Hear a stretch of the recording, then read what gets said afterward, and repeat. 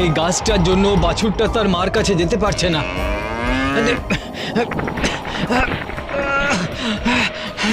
অমলদা, কি করছো? বাড়ি চলো, ঝড়ে যে মাথায় গাছ ভেঙে পড়বে। যা যা। অমল, তুমি বড় ভালো মানুষ।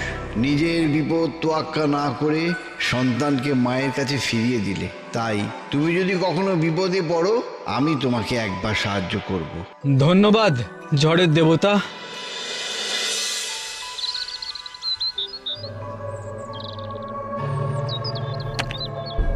উফ, পেটে যেন ছুঁচো দৌড়চ্ছে। একটা বাতাসাও নেই যে জল খেয়ে খাবো। না, এইভাবে চলে না, কিছু একটা জোগাড় করতেই হবে।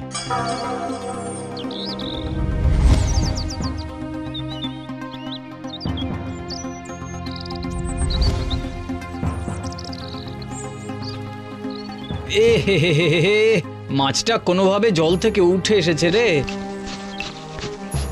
আরে দাঁড়া দাঁড়া দাঁড়া, লাফাস না বাবা, বেঁচে যাবি, দাঁড়া।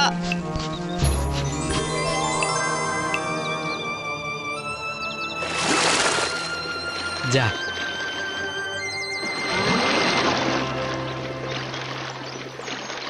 অমল, তুমি বড় ভালো মানুষ।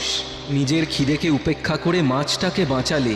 তাই তুমি যদি কখনো বিপদে পড়ো, আমি তোমাকে একবার সাহায্য করব। হ্যাঁ, সবাই তো বলে আমাকে বিপদে সাহায্য করবে, কিন্তু আমি যা চাই পাই কই? কি চাও তুমি? একজন জীবন সঙ্গিনী, যার সঙ্গে আমি আমার সুখ দুঃখ সব ভাগ করে নেব, গল্প করব।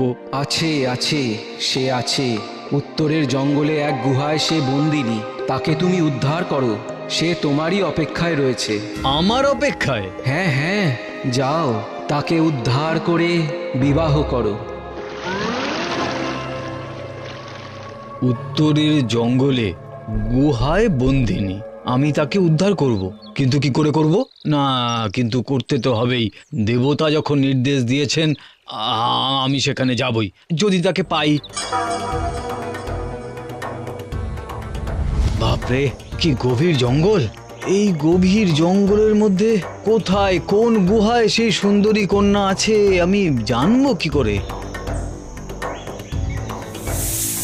ওরে বাবারে, না না না, কারোর ক্ষতি করা যাবে না, পাশ কাটিয়ে যেতে হবে।